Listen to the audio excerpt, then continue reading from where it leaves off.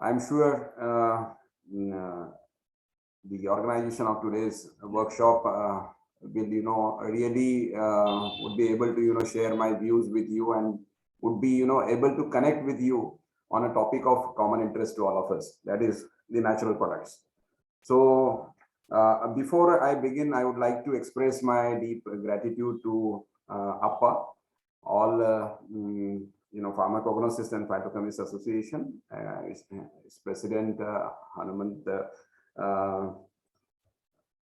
Hanumantachari Joshi sir, Dr. Ashok Kumar sir, Dr. Indudhar sir, and Dr. Kamal Yadav sir, and all office bearers. In fact, all of you are part and parcel of APPA here onwards. I hope so. So, and also thank all the organizers, organizing institutions for giving me this opportunity. So I would just like to, start with, along with my presentation, why today we have chosen this topic: traditional, organic. Then these two are the little bit old terms. However, nutraceuticals is a new term.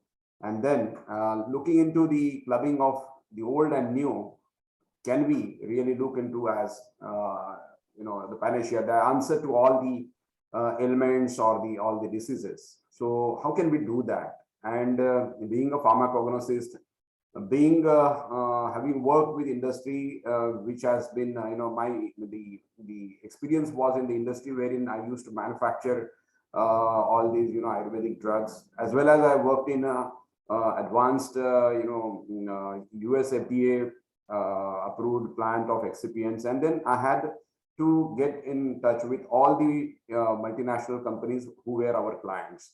So I have worked as a technical expert over there, quality assurance head, and then as a management representative for ISO 9002, good manufacturing practices, and US FDA GMP.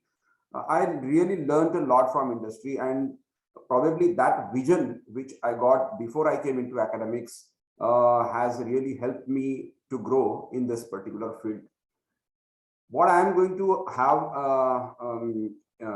with me today for all of you is something that is based on my experiences. So it is nothing theoretical about and you would definitely connect with me because these are all life experiences, and this would definitely inspire you all at the end of our journey today in this seminar. So I'm going to just slide off to the next slide, and I just wish to tell all my friends that ultimately when we talk about our own self or our strengths, our character, our destiny, our beliefs, and then whatever the path of progress that we have in our life, ultimately where it has taken us, whether our journey is harmonious with that of nature or it has gone against the laws of nature, and what has been the result of going against the law of nature. So there is an absolute disharmony. So what I mean to show through this slide is that the existence of ourselves on the earth, which we boast upon, and about ourselves, which we boast upon a lot, is minuscule.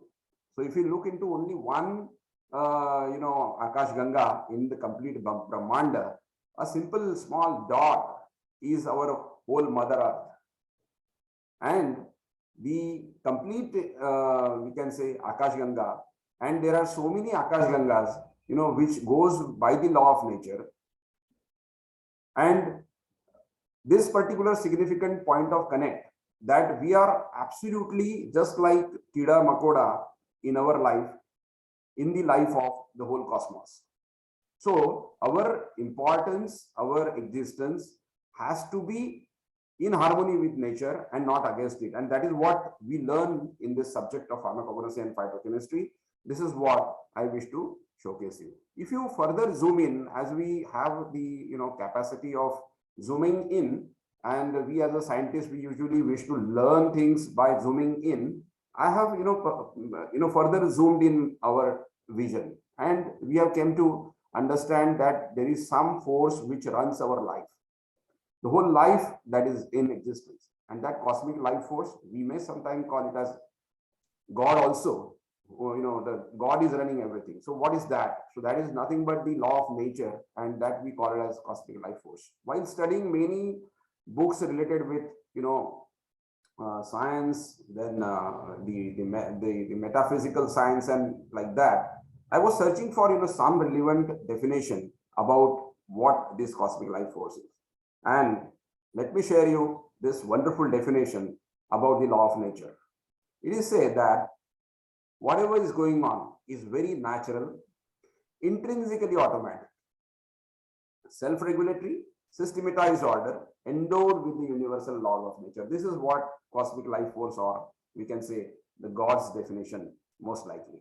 So it is absolutely natural. Nobody is controlling it, the speed of Earth, the rotation around the sun. No one can deviate. No one can disturb it, and everything is going intrinsically automatic. It is self-regulatory, systematized order. Can we have that in our lives as well? So if you further zoom in and you come close to the surface of Earth, we can see a wonderful biodiversity with which we have been bestowed with by this cosmic life force. Now this has a wonderful mix up of the plant world, the animal kingdom, and we as human beings are classified in animal kingdom, which resides right in tune with the environment that has been given to us to live. Now, if you really go deeper into it, close again, you can go further, and if you can see that the first human connect was absolutely with nature. He was surrounded with nature. He was surrounded with trees, herbs, shrubs, everything that has been given to us by the cosmic life force in a very natural way. We had, the smartness to use the animals and like that. And whatever our basic needs were there, they were all met by the nature that was surrounding us. So the nature was very close to you. It was accessible. It was, fulfilling all your requirements of food, shelter, even medicine, and that is the real history. So this particular connect was very much important, and then we have really classified by our understanding that plants are the vegetative soul who knows the reproduction and growth. We have the animals wherein we have the mobility and sensation. They are the sensitive souls. However, the humans really evolved themselves as a rational soul because they had the thought and they used to reply, or they have the reflection to the thoughts created by others. So this kind of a evolution, which was part of natural development of human beings, was further strengthened by the use of the brain power that has been given to us by the cosmic life force or by the Almighty. Now, what we did is we really keep into the history, and we would find that yes, there were a lot of efforts to understand our connect with the nature, and a very exhaustive, very simplified understanding about ourselves was given through the concepts laid down in the Ayurveda, which talks about the formation of the whole cosmic, things, or the whole, we can say, material world because of the combination of Pancha Mahabhuta. Like we have the space, earth, fire, water, and air. And without any one of them, existence of humans is impossible. And therefore, we can really integrate all these forces, Pancha Mahabhuta, as part of our body, because in absence of any one of it, we are nowhere. And therefore, can we consider this Bhuta as a Dev or God, Pancha Mahadevs? So that is the kind of understanding I wish to take you to. Now, let us go further close to your own self, and that is our own human body. Now, if you look into the music of life, our body, our sense organs are very important note of that, harmonious music of life. And what we have seen is that the importance of the body in human life is absolutely unparalleled and cannot be described in words. There is a wonderful, saying in Marathi, which says that only so long as the head is safe can one wear 50 caps or more. Sar salamat to pagdi hazar. इस तरह से कहावत है. So if you really look into or connect with our lives, it makes no difference whether one has fabulous wealth or worldwide fame or unbridled power. Life will begin to look empty the moment one's health is lost. Hence, we can really look into the principle of nature, which says that health is wealth, health is heaven, health is harmony, health is harvest of happiness, and if health is lost, all is lost. That is what our culture, our tradition has told us about. And if you really wish to, keep your body in a good tune with that of the nature, you have to follow the law of nature. What is happening with the advances of science? We started understanding the body in parts. So if your hand is in pain, we usually focus our medication to the hand alone. Is it so? No, hand is part of your body, and if there is a pain, there is definitely a sensation in your brain. So you have to consider the whole human body while you prescribe a medicine or while you prepare that particular concoction of anything, either it may be a chemicals or natural product, to address the root cause of it. That is what our the great scientists and sages have given us the concept about. Even in modern days, Guyton and Hall in textbook of medical physiology says indeed the human body is much more than the sum of its parts, and life relies upon this total function, not just on the functions of individual body parts in isolation from the other. So this kind of understanding has been taken a back seat while we progress ourselves. While we do, we consider we are doing a lot of science, but these are the wonderful, very static and very hyper kind of a thoughts which have been neglected, which needs to be restored. So let us take very simple examples nature has created, amazing creation of examples. Can you just imagine, tie a handkerchief on your eyes and try to move along the street? What will happen? You would realize the importance of eyes in your whole body. We usually do not acknowledge that. We do not express any gratitude about it. What about blood? How much intrinsic? It goes along with the definition of the law of nature. It is intrinsic. It is there in the body. It is created automatically. It is never overflowing out of your body. So the quantity is also managed properly. The requirement of all the body and the whole kind of infrastructure that has been created is highly self-regulatory. And therefore, while we learn the pharmacognosy, we really need to connect with the laws of nature. And this is where I feel that only few things are known through modern sciences. We have not yet reached even 10% of what we call it as a wonderful body.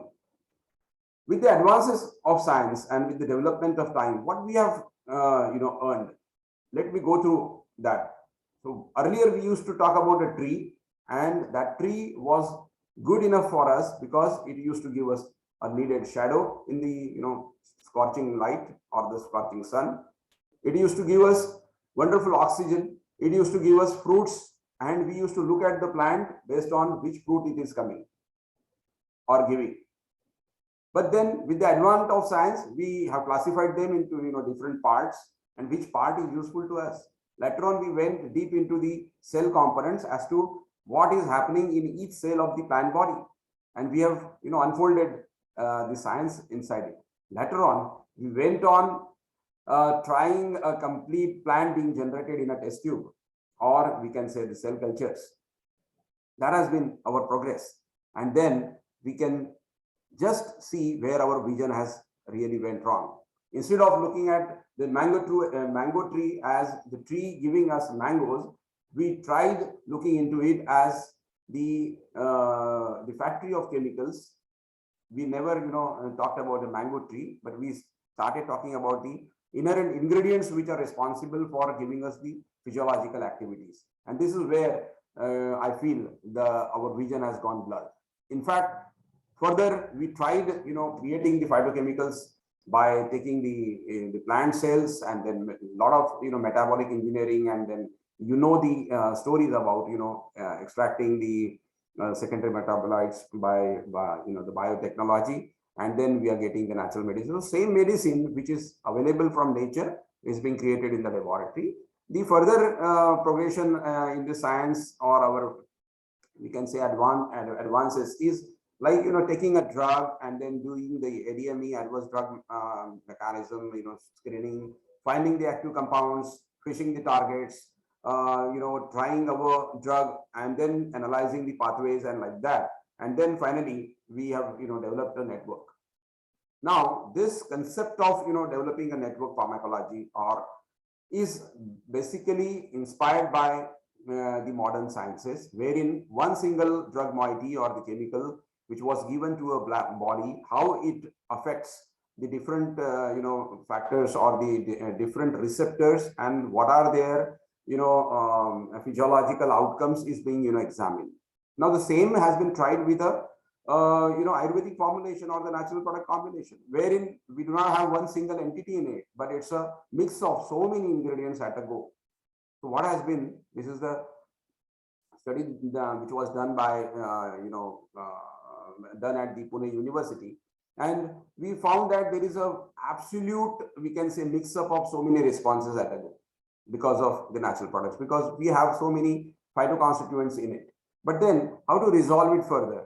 We have even gone up to the level of receptors, how the the ingredient is going inside, how it triggers the responses inside, and then ultimately it is realized that okay, this is the mechanism through which a drug acts, and then it delivers the activity.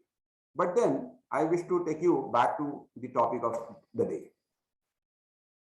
Before science, before the modern science, what was the system that was existing for thousands of years, which was taking care of the diseases in the society, which was taking care of the problems which were related with health?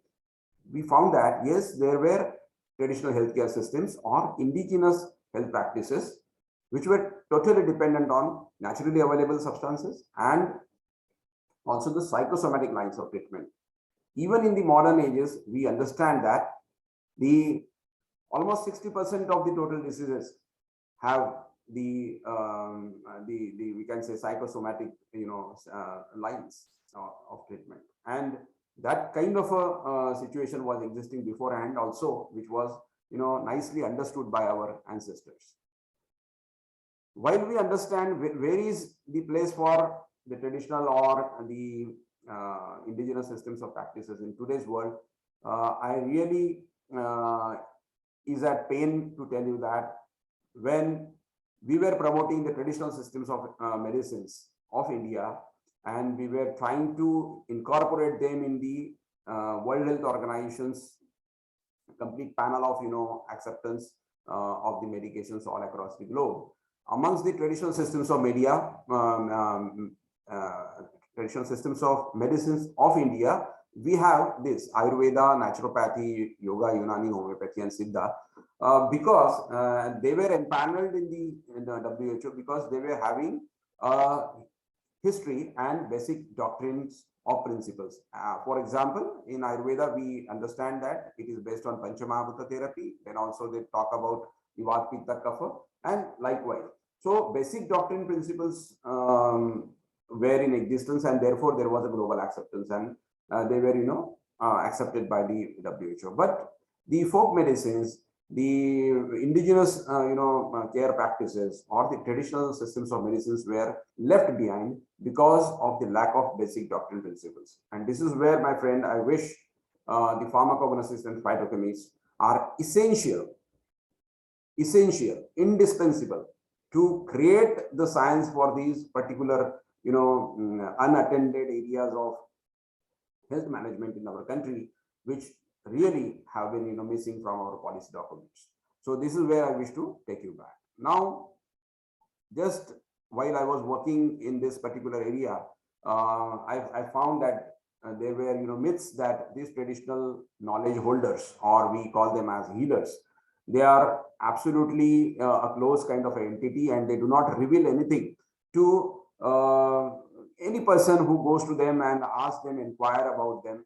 And what has been the kind of understanding about them has been broken in few years of working along with them. Since 2014, I am working with traditional healers of India, and what I found is that they are also eager to tell you something which we call as treasure of information. Why so? Because they feel that the knowledge that they have inherited for thousands of years is going to be wasted once they die.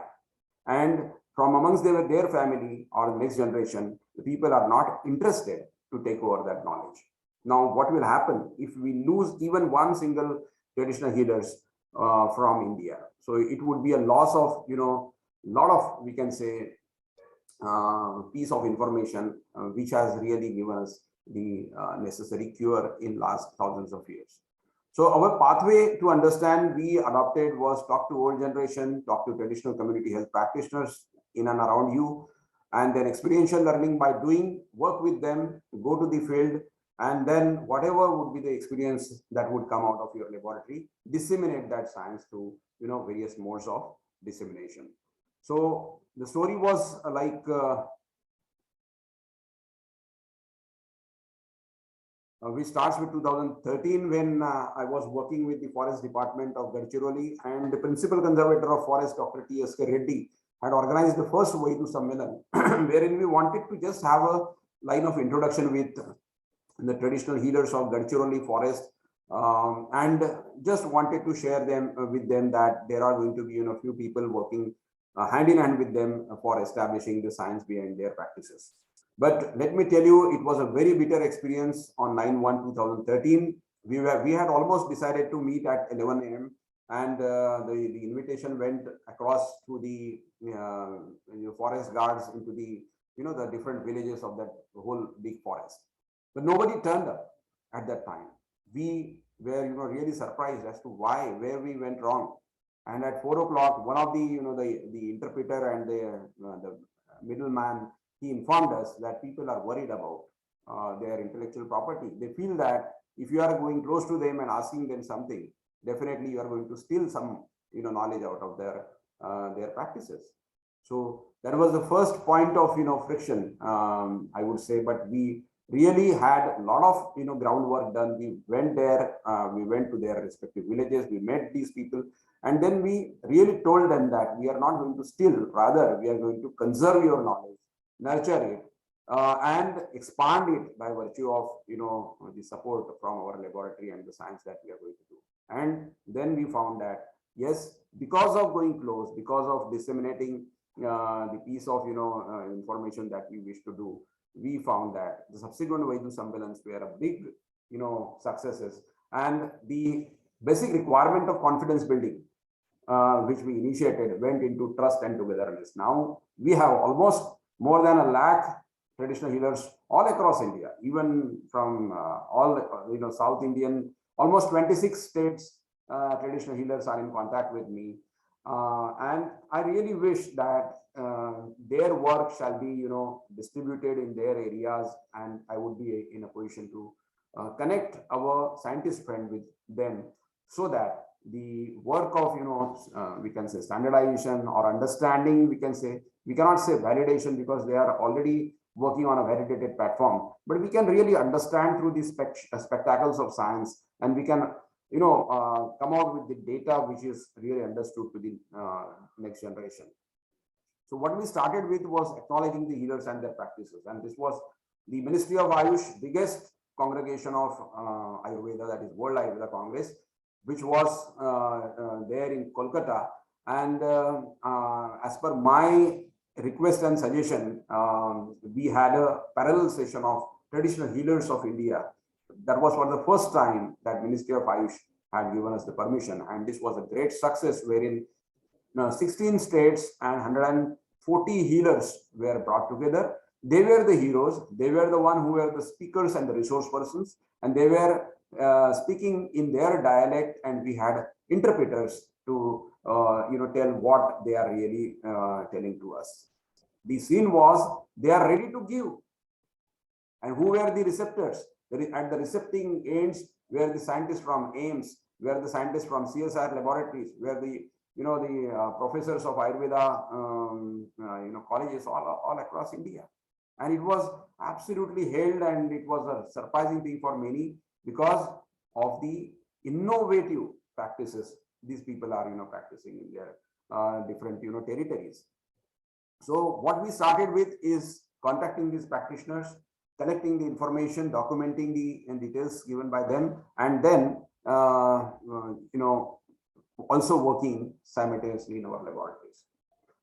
This is, an example which I wish to, connect with the nutraceuticals, which I am going to talk about, because this was an experience which was given to us by Organic India company. You might know this is a very big tea manufacturer, natural products company, and based in Lucknow, and is having a turnover of almost now 500 crores rupees. What they do is they manufacture the Organic India tea, mostly based on Tulsi.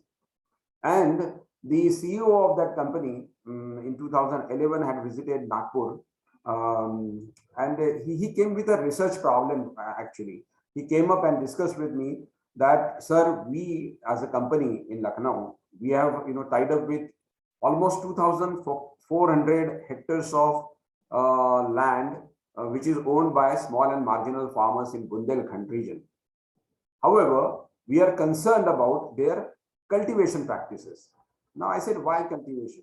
Because he said that with the bringing in of Biodiversity Act 2002 and accepting the Biodiversity Act 2002 by the Government of India in 2010, its implementation has started, and slowly, gradually, collection of medicinal plants from the wild is going to be restricted, and at one point of time it will be banned for the industries. And now industries are, if at all they have to incorporate medicinal plants, they have to cultivate it. So this is the best practice. So we have already tied up with so many farmers, and we are giving them the seeds of Tulsi, asking them to cultivate. We are giving them the SOP to cultivate, and then whatever harvest is there, we are buying back and making these wonderful products. His concern was the methods of cultivation. He said that the farmers as such have been habitual to use chemical fertilizers, and then also the pesticides for the growth of the vegetable and the food products. But they are also probably doing the same for the medicinal plants while we getting it cultivated from them. He was asking us that what is the impact of these two methods of cultivation, means the chemical methods of cultivation and organic natural forest kind of a system, which is absolutely natural. What would be its impact on the phytoconstituents of the medicinal plants?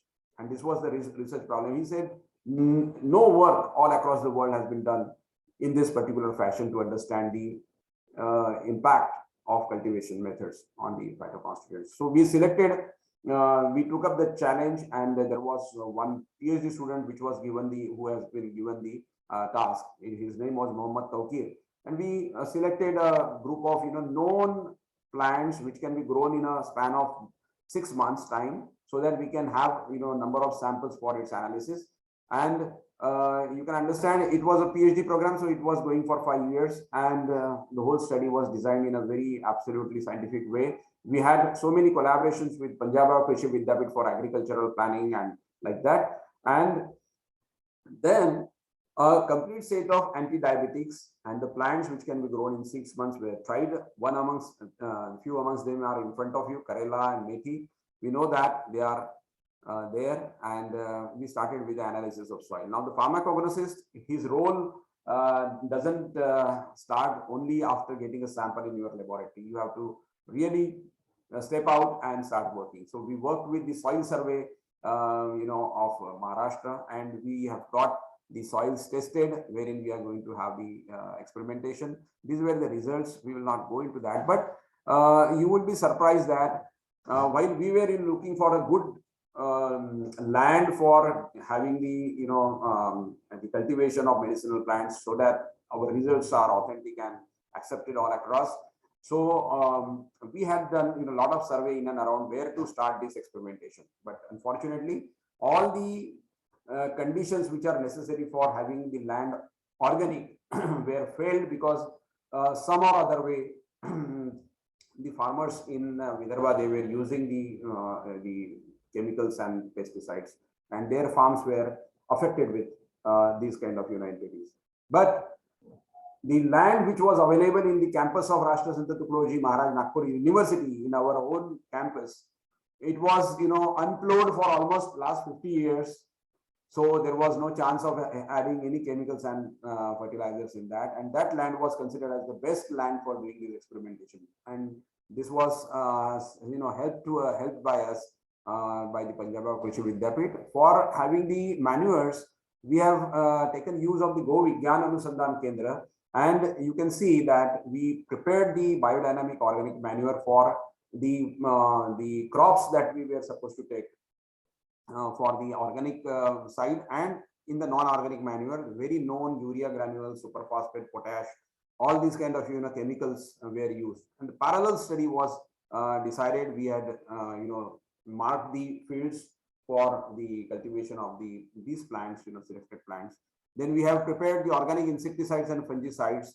The things are in front of you, wherein we used traditionally consumed Azadirachta indica and Alam cetamine for their insecticidal and fungicidal properties. Monocrotophos and Ziname were the insecticide and fungicide taken for study from the chemical side, and the whole thing were done in a parallel way. On the same day, seeds were sowed, and then the progression of their growth was observed. So in a very, we can say, controlled environment, we had this study. OTF here in the picture talks about the organically cultivated Trigonella phenanthricum, and NTF is non-organically, wherein we use the chemical fertilizers. And you can see right from their growth parameters, the number of leaves, the number of flowering buds, number of we can say branchlets, everything was taken into consideration, and we had a big team of botanists along with us looking into the progression. Now, what was significant here was that everything, right from the height, branches, flowers, secondary roots, everything was more in case of the plants which were grown by organic side. But what we found is that the non-organic cultivated, means chemically cultivated Trigonella phenanthricum showed the higher mean value of weight of plant. Ultimately, higher overall yield. Because when we talk about the yield, we usually weigh. So farmer is supposed to weigh his goods and then sell and get the more money. So that was one point grossly we found in morphological measurements, that the weight of the plant cultivated by chemicals was more as that of the organic ones. But let me share one good experience. Adjacent to my cabin was his the practical lab, and when the products were harvested and they were brought into the laboratory, after harvesting, after 2 days, Tokir came to me and said, "Sir, I want to show you some observation." What is that? I said, "Sir, please come to the laboratory." I went to the lab, and he had kept the bunches of Trigonella phenanthricum, that vegetative body, differently on different tables. He said, "Sir, I want to show you that the chemical fertilizers and pesticide used, this entity has lost almost its life. It was drooping down. It was absolutely lifeless kind of.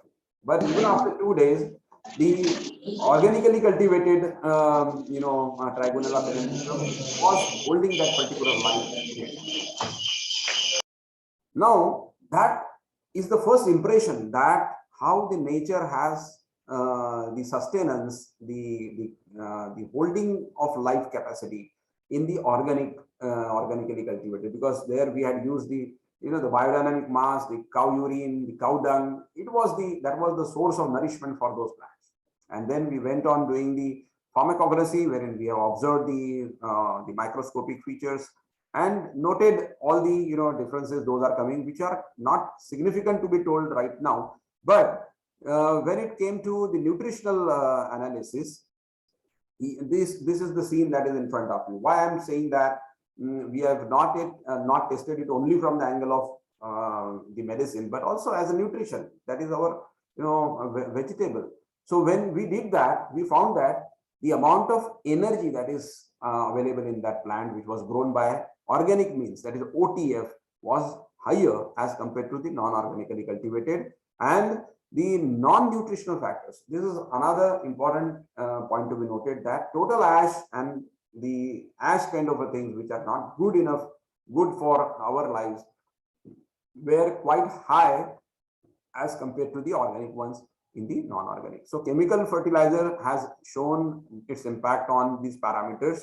And then non-nutritional factors like oxalates and phytates, they were almost 4 to 5 times more as compared to that of the organic ones. However, if you see the good ingredients like vitamin C, the bitters, they were higher in the organically cultivated. So all this was taking us towards a certain understanding, and which I am sharing with you. Later on, we were concerned about what is the percentage of heavy metals in these plants.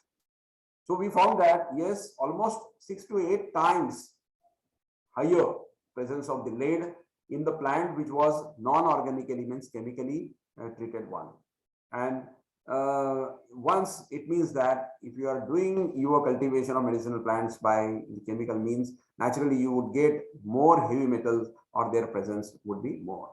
In case of the pesticidal residues, we found that almost to the extent of 80%. So naturally in the organic one you are not supposed to get anything, but where we use monocrotophos, its presence on the leaves of the Trigonella phenangraecum was exorbitant, which is absolutely harmful to the person who is going to consume it.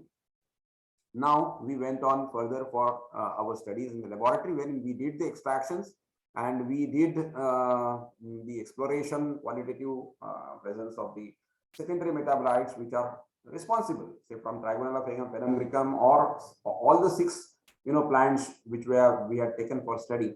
They were known anti-diabetics, again I am going to tell you, and therefore the constituents responsible for delivering this anti-diabetic activity were screened in the laboratories, and we had this quantification done. And what we found, this is the slide which is more interesting for all pharmacognosists and phytochemists, that all the significant good secondary metabolites responsible for the delivery of the anti-diabetic activity was found absolutely higher in the organically grown Trigonella phenangraecum. As compared to that, we have seen that there are low levels of secondary metabolites in the non-organic, means the chemically cultivated. We went further, we did the HPTLC chromatogram. We have quantified based on the standards which are used usually for the validation or the standardization of these plants. And what we found is that, like, diagenin was one of the marker which was tried. We found that in the OTF seeds, so usually methi dana is used for giving the anti-diabetic activity. The usual practice is soak that methi dana overnight and then drink the extract next morning and chew the seeds like that. So if you find that the percentage of diagenin is more in OTF, there is no surprise, because it has been naturally grown as compared to that of the NTF. And same way in the leaves also we found more quantity of the active constituents. So we went further deep with the advances in the science, and we went in using the HPLC, and we have found that yes, the constituent is properly detected in the system, and we have quantified that there is a definite increase in the presence of secondary metabolites through HPLC as well. Now, what remains important to of natural product development scientist is not only to look into the chemistry part of it, not only to look into the formation part of it, but also when we try to establish any drug, we usually have to do the toxicity assays, and then the efficacy assays come. And herein we tied up, we had a collaboration with biotechnology department, that is called as Rajiv Gandhi Biotechnology Center here, and they had a very wonderful protocol of testing the toxicity of any material, and that was based on the bioluminescent bacteria. So the first slide, that is A, you can see a lot of light in the the first slide, and all those zones 1 to 10, and then C is the control. All those were glittering with the passage of the light, and this shows that these bioluminescent bacteria are alive. And once you give any drug or anything that you want to test, if it is toxic to the life, the bioluminescence will droop down, it will come down. Now what is important here is that in organically treated Trigonella phenumgricum extract, we found that the life existed, the life was sustained. However, when we gave the lowest concentration of non-organically cultivated Trigonella phenumgricum, same medicinal plant, it has killed the bacteria, and the luminescence was dropped down. What we found is that the EC50 values, and we found that at the lower concentration, the non-organically cultivated Trigonella phenumgricum was able to kill the bacteria.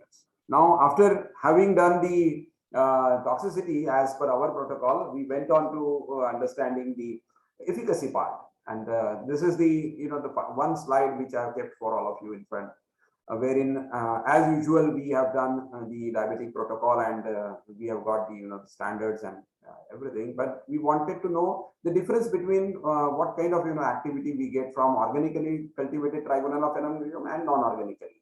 So there were two concentrations. We had tried many, but I have just clubbed in only two concentration, 100 and 200 mg per kg. And what we have really found was that the meaning of having anti-diabetic activity to Trigonella phenumgricum means they were telling you to use only the naturally available Trigonella phenumgricum, means the organically cultivated. And this was validated. This was, we can say, thumbed up by the readings that we got. And you can see that even at 100 mg per kg, we found a better activity, better percentage decrease in the blood glucose that was achieved as compared to the non-organically cultivated. Even 200 mg per kg when we had given, there was no significant drop in the blood glucose level. What I wish to tell you here is that if you are unaware about the source of plant material, whether it is coming from the natural or the organic source, or whether it is coming from things like chemically cultivated ones, then there would be difference in the activity expression. Why so? It is because of mainly the above reasons which I have shown you. So it means that you are giving something which is known in general as anti-diabetic, but is not able to deliver the results. Rather, it may harm you because it has got better, more percentage of the heavy metals. It has got percentage of pesticides in it, and there were presence of high amount of non-nutritional factors, which is going to harm you more than giving you the benefit. It is just like आपको अमृत दे दिया और अमृत के साथ में जहर भी घोल के दे दिया, so what would be the outcome?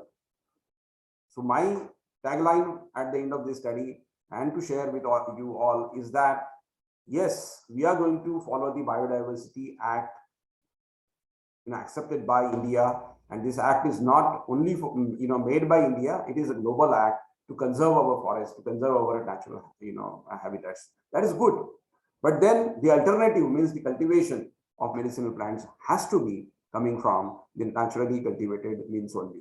While we did further study in the area which is around 100 kilometers away from Nagpur, we tried to work with one of another student from botany whom I guided for the nutraceuticals, was Dr. Chetana Ladda, and we did a complete mapping of Bhivapur Tehsil, and we did mapping in the sense there were around 20 villages which were jotted down for our study. And what we tried to understand was what kind of food practices, what kind of health management practices are there in these 20 villages, and which were traditionally taken over by the generation. And therefore we really talked to the older generation of the villages, and we tried to understand what kind of leafy vegetables were used to be eaten throughout the year in the households in the past, what kind of recipes they used to prepare from the naturally available I won't say medicinal plants, but the edible plants which were around us. And during those times, there were no big markets. There was no transport of the vegetables from one big city to many villages and like that. That kind of thing was not there. Everything was dependent on the local and the indigenous, bounty of, we can say, the plants which was bestowed to them by the nature. So we went on talking, we started identifying, yes, we also realized that sometimes some 30 years back, 20 years back, even we also used to get these wild edible plants available in the Nagpur market. But with the growth of Nagpur as a metro, we found that these things are missing, absolutely missing from our platter. So we started understanding, we went on doing the surveys, we started talking to the traditional healers like this Patki Bapu was there from Bihapur, and we just noted down all the information. You can see vendors in the village market, and then we articulated a list. We found that at any given point of time throughout the year, there are almost 25 to 30 different types of vegetables coming from either the small shrubs, herbs, or big trees were available for the local and indigenous people. They were not at all dependent upon the market. So where these things have gone? So I realized that people from the villages, they are blindly following the people living in the metros and the big cities because they feel they are learned, because they feel they are more educated, and whatever they are eating, why should I not eat the same? And therefore, a village, now you will find that the vegetables are coming from cities, they are transported back to villages, and they have almost forgotten that their own surrounding has been so rich to have this kind of plants. We have listed almost 33 plants, and when we worked along with the ASHA workers who were responsible for maintaining the records and nutrition of the children in the villages, we found that yes, these were the plants which were absolutely available free of cost. And as we usually do not the value things which comes freely, the biggest example is our, we can say, body itself that we have received it so free of cost, and we generally really consider it worthless because we really ignore and put it into use it as a dumping ground. We keep on eating many things. Now when we came out with this kind of findings that things are available in and around, why don't you market these to the city people? So we started disseminating whatever has came out of our laboratory through the conventions which are organized for the farmers. And I am very happy to tell you that almost 160 acres of land around Nagpur now has gone into cultivation of medicinal plants by organic ways. And those young farmers who wish to do something different than the traditional practices of farming are working hand in hand with the scientists, with the team that we have here. We had a very big congregation of scientists in 2015. International Conference of Ethnopharmacology was taken, wherein 22 states, in 22 countries, scientists were part of this wonderful deliberation. And while I was referring to some industrial projects, like I have shared one story with Organic India, herein is another growth story of hilarious Ayurveda, wherein one non-science student, he was a commerce background, was good in selling. He came to me with a desire that can we give him some formulation, a new formulation which he can sell in the market and organize his bread and butter. So we did the complete formulation of this product called as Diactral. And what was the story thereafter? He has given us a letter which says that in the last line, I'll say that our first product, Diactral, whose initial research was done at your department, awarded as the best novel Ayurveda medicine in December 2016 by Gujarat government at national level, Ayurvedic and natural product exhibition organized by Ayush, and now this product is sold across India and globe. So we were happy in giving. Actually, we as a pharmacognosist really are very strong entity in the whole scenario of drug development or the formulations development, because there is lack of data related with all these practices, all these products. So there was another very young guy. He was an IIT graduate, IIT Powai, Mumbai graduate, and who went on just a jungle safari to Melghat region, wherein a lot of malnutrition related cases were there. So he was really worried. He said that, sir, there are so many NGOs working in alleviation of malnutrition in that region for almost 30-40 years, and they are getting, you know, so much of international funding, and the products which we considered as health promoters, like the protein dabbas and all like those kind of things.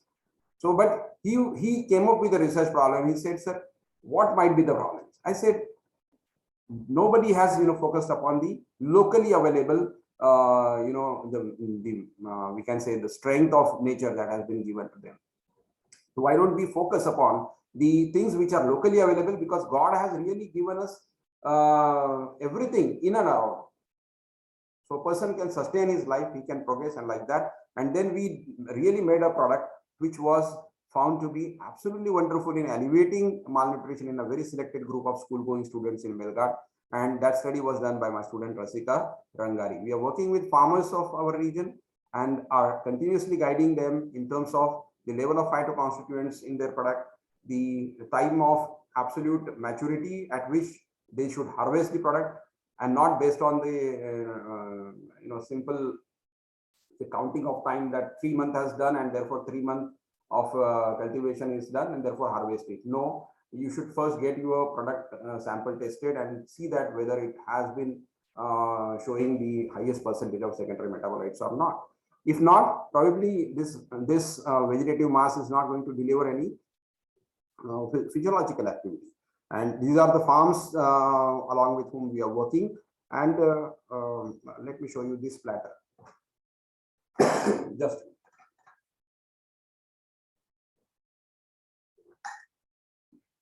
so the story that I was telling you about the availability of the naturally available resources, the wild but edible plants around 20 villages of Bivapur Tehsil.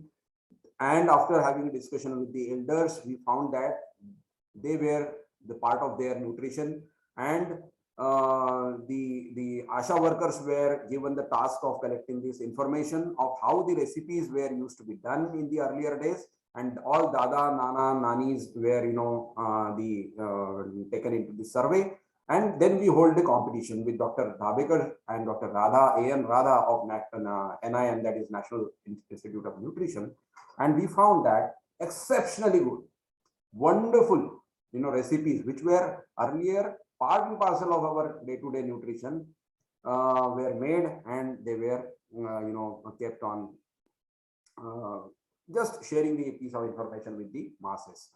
And this is the kind of a sensitization program that we had. And when we talked about COVID, we know that ultimately we had to look around and see what is available with us, because you cannot travel, you cannot come out of your houses, but the house has a surrounding. It has got, you know, some inherent, you know, medicines available given by the nature.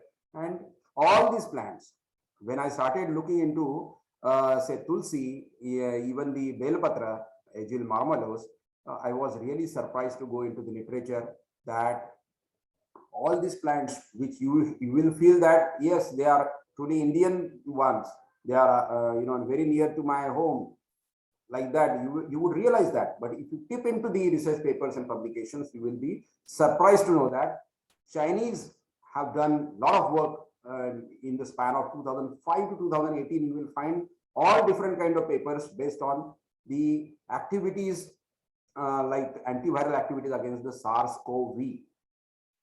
So when there was a you know, we can say outbreak in 2003 for the SARS, and what they did was really you know, giving us a feeling of hurt that we really are not looking into our own, you know, strengths, and other people, the other country scientists, they are working hard on establishing the traditional practices which were there in India for thousands of years. So all these plants, you can go and search the research papers. You will find that they are all antivirals and have been tested against the SARS virus.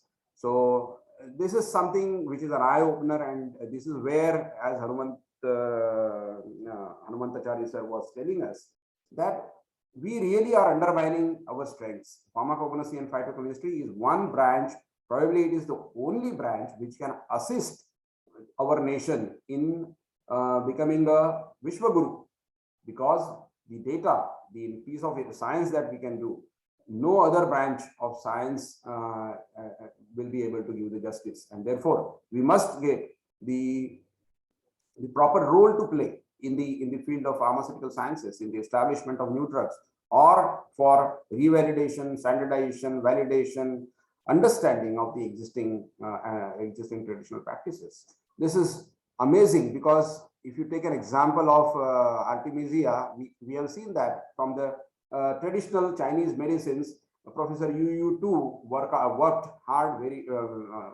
very hard, and she could isolate artemisinin, and then the I think 2018 or something, the Nobel Prize went to her. The whole lead was from a traditional kind of a piece of information which was there in TCM. However, even though we have so much of information available from ancient Ayurveda and indigenous practices of sciences, you can imagine how many number of patents we can have in future, how many Nobels can come out from India, and all these were the arsenals. You can reaffirm, you can confirm that we all have used this for the purpose of management of the corona in our houses. While we remain safe, we wanted to keep all our society, all people from India and all across the globe to be healthy, and therefore this piece of integration is needed. What we really want to show you is that acknowledge, appreciate, interact with the medicine man or the traditional healers who are around us. Do not denigrate them. Acknowledge. Let us go close to them and share the information. Here is the wonderful photo wherein you can see Dr. Vijay Bhatkar, who is the president of Vigyan Bharati, Dr. Y.K. Gupta, the renowned clinical pharmacologist from All India Institute of Medical Sciences, the ICMR doctor, and all of them were very keen to understand what is lying underneath, which was left, so far ignored. Can we really have a kind of a hand-holding with them? And that is the platform which APPA will also support. And I would also wish to have your own thoughts on integration with all these people, and how can we build the science for India so that India will become a Vishwaguru. So while I summarize my talk, I wish to provide all the wisdom in our research for establishing a panacea from natural sources. While we do this, we do not have to forget the rule of nature, which I have defined. It has to be intrinsically automatic. Go along with what nature is trying to tell you about. Therefore, preserving the holiness, aesthetically extending technological advantages. We have to use the technologies those are available and would be coming in future, and developing the scientific evidences by keeping the heart, mind and intuition altogether receptive. So this was only one component of studies that we have been doing. We have so many branches to work with, and which if I got a chance sometime in future, I would be taking you to the different world. Today I have taken you to the field and the need of organically cultivated medicinal plants, which would act as a wonderful nutraceuticals, as a nutrition, or as a pharmaceuticals henceforth. And this is what I keep on loving, and while I do work. And I really acknowledge all those people, all my students, all the scientific community who have really given us a thought, and they have given us the opportunity to work along with them while we come out with the data and the results. So it's we, and before I say thanks to all of you, I would like to recite a prayer for all of you. This is in Hindi, and this is called as the Vishwa Prarthana. So it's a Prarthana for all, everyone in the universe. He Ishwar sabko sanmati de, आरोग्य दे, सबको सुख दे, आनंद और ऐश्वर्य दे, सबका भला कर, कल्याण कर, रक्षण कर, और तेरा मीठा नाम मुख में निरंतर रहने दे. And whatever I could tell you was the experience, and that experience came out with the association of so many organizations at a go, and these are all in front of you. Moreover, I have been working with almost 24 industries who are small players, MSME, to a bigger company like Baidyanath Research Foundation, and all those supporters, collaborators, sponsors, who have given us an insight and the opportunity to work into the problems of, we can say, relevance to the society. So I'm very happy doing that, and I wish to really express my sincere gratitude to all of them. I wish to thank all of you for your patient hearing on this online platform, in this online seminar, and I would like to stop here and would like to take questions, if any, from you. Thank you so much.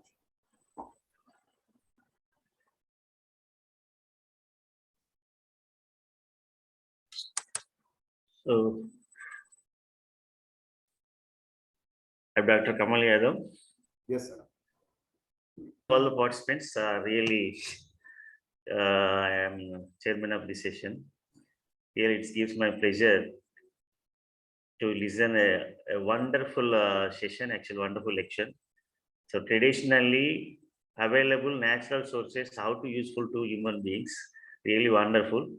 The lecture was almost a very interesting session, actually, very informative gatherings, informative collections of various plants are there. So there's a naturally available number of plants which play a crucial role to the healthcare system.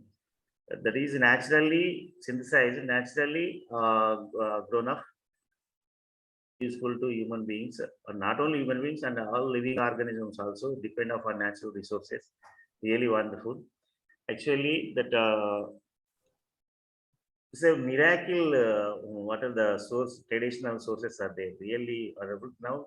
This tough time, like COVID-19 pandemic situation, this knowledge is very needful to us. Really wonderful. So I don't want to take much more time. Everybody knowledge on this task, and also I requested all the participants. Suppose if you want to ask any questions for Prakash sir, really I appreciate, sir, personally appreciate Prakash sir. So, and also appreciation to the all the participant and but listening of your patience, and requested to all the participants. Anybody is interested to ask the questions to Prakash sir.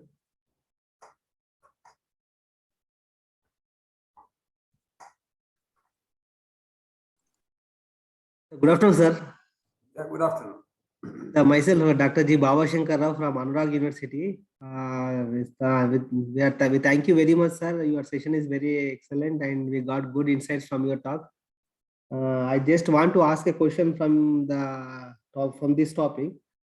What is the suppose if we are going with organic farming, when you compare with the normal cultivation, what is the percentage yield in the secondary metabolites in general?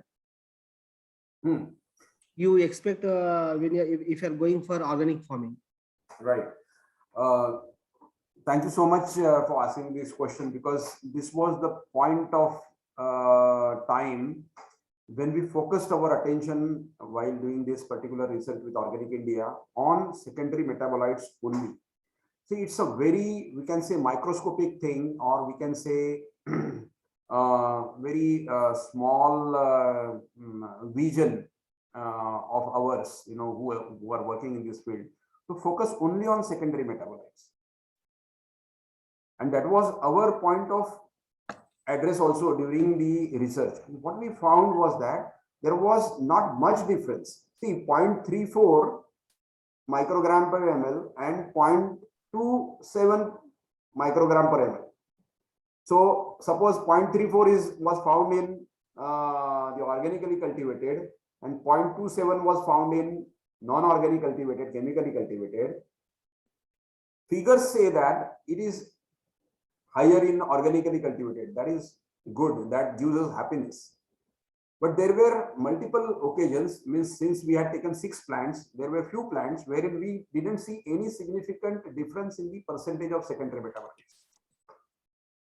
Probably we would have failed if we would have made the statement that there is no difference, significant difference in the secondary metabolites of the medicinal plants cultivated by either this method or the chemical method.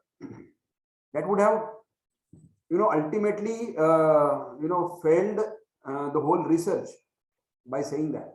But when we went further and did the toxicity assay, we found that yes, the presence of secondary metabolites is same, almost coming same. But then why the bioluminescent bacteria are dying?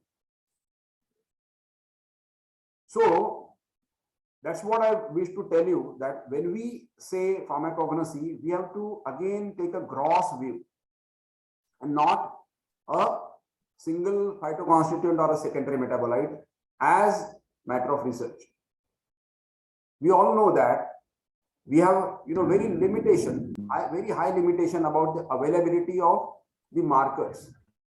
See, if you have 100 constituents in one plant, and if you are standardizing one plant based on one phytoconstituent, how much it is rational?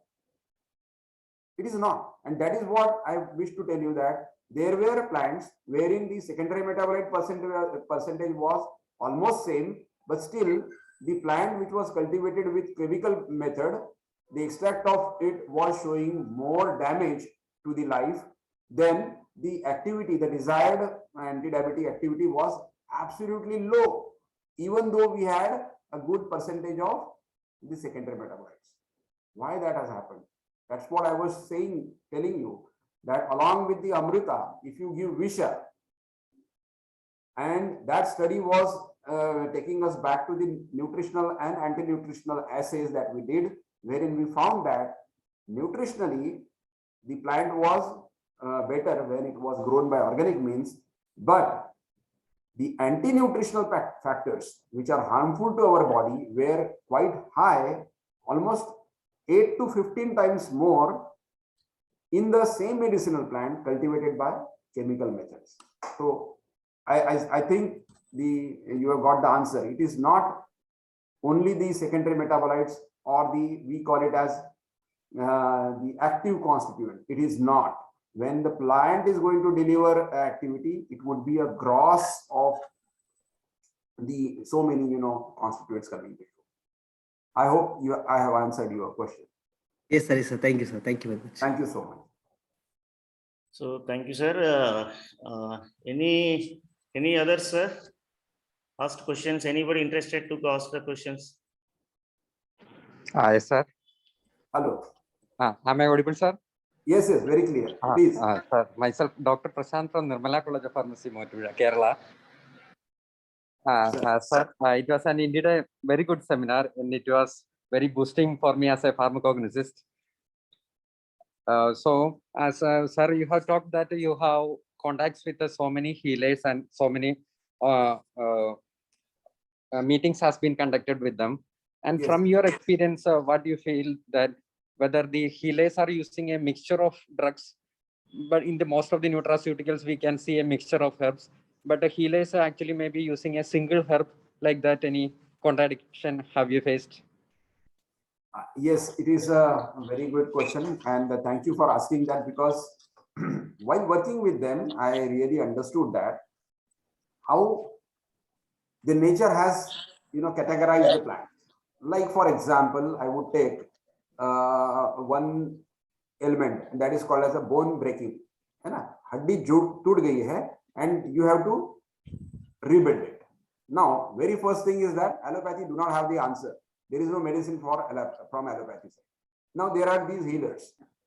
Now a healer who is just 50 kilometers away from my city uses the local plants, and he gives the LEPA, he gives the oral medication, and he says that within 8 days, if there is a crack in your bone, he will heal it. If there is a break, complete broken, if it is there, it will be healed in 21 days. Now he is using his own surrounding and getting the the plants from his region. If you travel further another 50 kilometers, there is another healer who is having another plant, another way of healing the same, but the outcome is same. So he has also healed the bone in the same stipulated time. My Chhattisgarh traditional healer Avdesh Gupta, he guarantees you, if your bone is cracked, it will be healed within 72 hours. If it is broken, it will be healed in 8 days. And there was a very good experience in my home only. My own sister, after having come from Kolkata, I was going to NCL, the National Chemical Laboratory in Delhi, for another event that was called as India International Science Festival. I had checked in the airport, Nagpur airport, and I got a call from my sister, and she was saying that, brother, I met with an accident, and I am, people have taken me to the side of the road.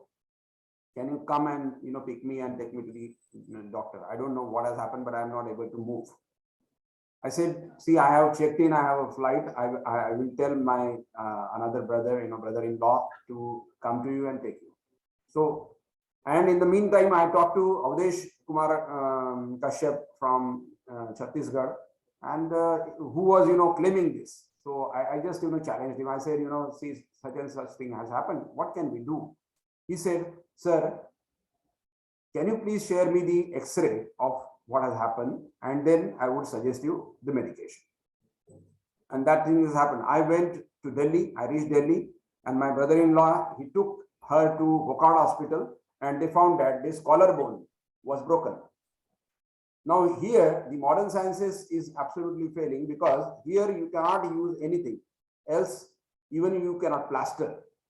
So Dr. Satyajit Jagtap, he set the bone around, and he gave a belt to her with a suggestion that she cannot move for another 1 month time. She cannot lift even a glass of water, and restrict all her movements. Now, the X-ray was, sent to me by WhatsApp. I sent it to Avdesh, and Avdesh said, sir, this is broken. So what I will do, as I had uttered, I will send the courier, the oral medicine. It was not even the LEPA, oral medicine to your home, and you start the medication. On 3rd day, we got the medicine. She started taking it. And believe me, on 10th day, means after 8th day of consuming the medication sent by Avdesh ji, when the checkup was there, the doctor was, like absolutely surprised. The bone was completely healed. On 14th day, she was back to her job. What I mean to say, these healers are wonderful people, and they use the local things. So there is no standard. They either use one single one, or they have the preparations, but they are own, that is their intellectual property, and that we really need to support, instead of taking off anything out of them and presenting it only in our name. Let us take their name also along with us.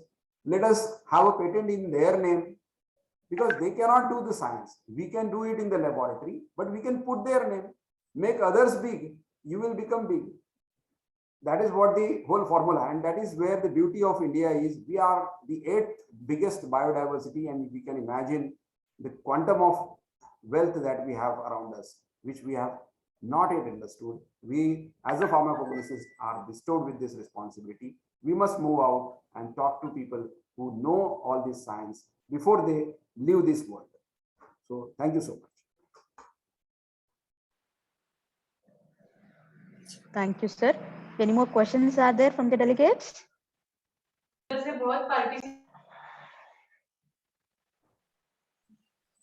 Am I audible, sir? Yeah. Any questions are there from the delegates? Kindly ask the questions.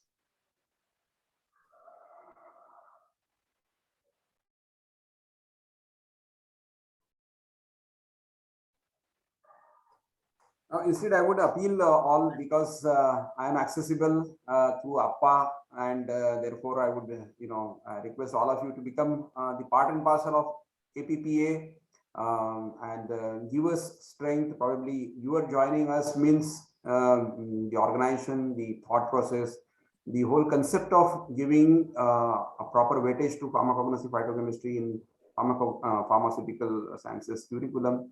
That is going to be strengthened by your joining us. So thank you all for being with us. So, thank Sir, you. small request, sir. Sir, please. Sir, you provide your email ID and WhatsApp number, sir. So anybody interested to say, ask the questions or send the questions through by mail or WhatsApp number of Prakash, sir. I did that in the chat box. I sent it. My email ID I have shared. Okay, sir. Thank you very much, sir. I shared my Really WhatsApp number. wonderful. Actually, nowadays, so many tribals are there. They have thorough knowledge on the various medicinal plants. Actually, they collected from various researches like forest areas. Really wonderful. You have done good work, sir. So biggest problem is first of all the medicinal plant market. Actually, market problem is very lacuna. That is very. Some normal farmers also come forward to cultivate some of the important medicinal plants, but the marketing problem is one of the very not available in proper way. Like now, in some cluster, some of the farmers also farmed in cluster, and also they want to cultivate some of the medicinal plants. But any state government, any like agencies, like they are. Didn't give the proper guidance to the cultivation and also marketing. So that is the problem, sir. Thank you very much, sir. You are a very wonderful session today. I'm really delighted, sir. Thank you. Thank you so much. Thank you. So Ramesh, sir, I request to Suresh Babu, sir. So you propose to vote of Thank you. Decision, sir. Yes, sir. Thank you, everyone. I request Dr. Suresh Babu to render the vote of thanks, sir.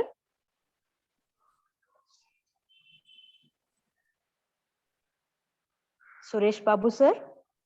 Unmute yourself, sir. Sir, unmute your audio, sir. Yeah. Can I add?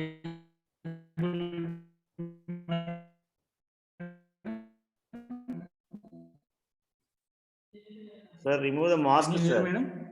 Mask, remove the mask, sir. Yes. Okay, sir. Good afternoon, everyone. I am Suresh Babu, Department of Pharmacognosy, Vikas, Institute of Pharmaceutical Sciences. It is a great privilege to propose vote of thanks today national webinar on traditional organic nutraceutical as panacea. My sincere thanks on behalf of all APPA core committee members, on behalf of all the participants of this webinar.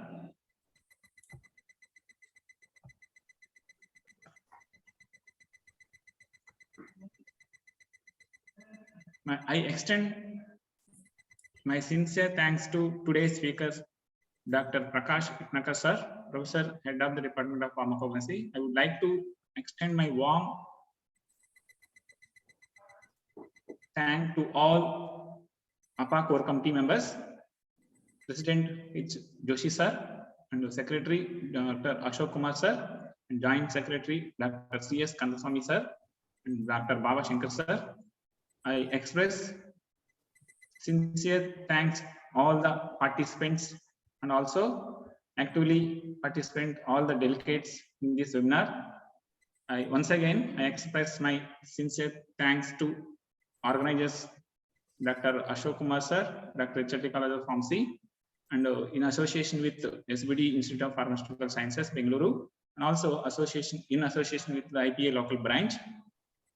This webinar is, I think this webinar is giving about knowledge about the nutraceuticals usage in the human being life.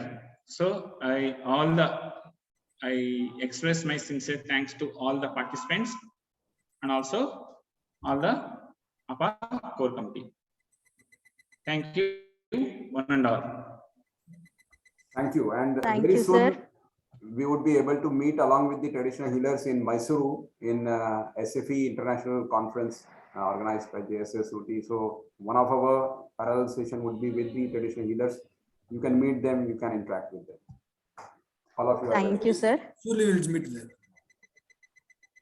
Yes, sir. Sure, we shall meet you, sir. Thank you, sir. Sir, kindly can you make me a co-host? I had to share the certificate, sir.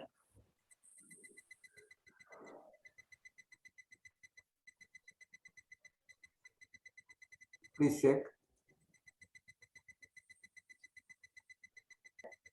Yes, sir. Yes, sir.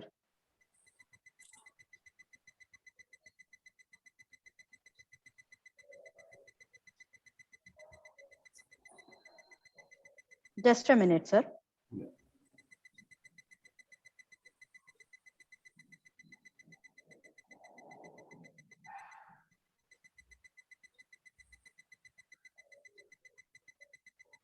Yes, sir. I am able to share. Just a minute, sir. Yeah.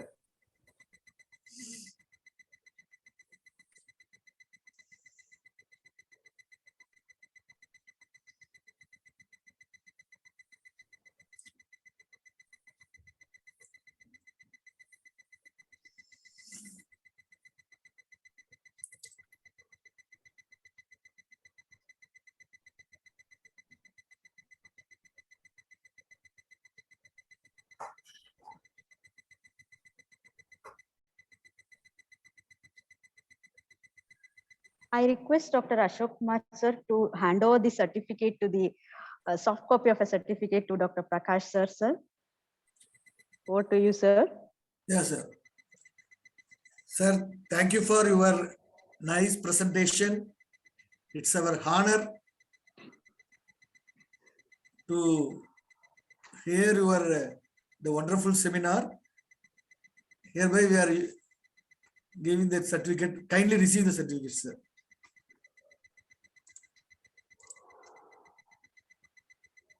Madam? Yes, sir. Okay. Thank you, sir. Okay. Thank you, Prakash, sir. And thank you others who have attended the webinar, sir. Thank you one and all. And I request Dr. Prakash, sir, to kindly select one best delegate.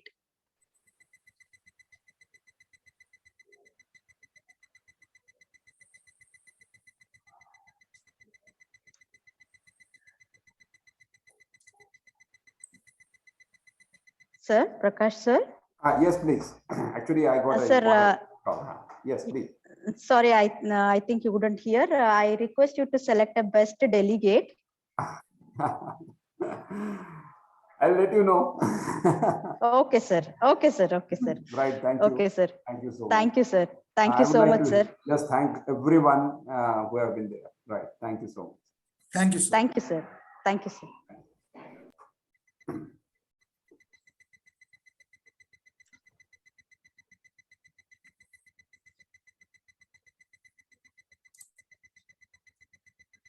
So I will leave the meeting now. Right. Thank you. Okay, sir. Okay.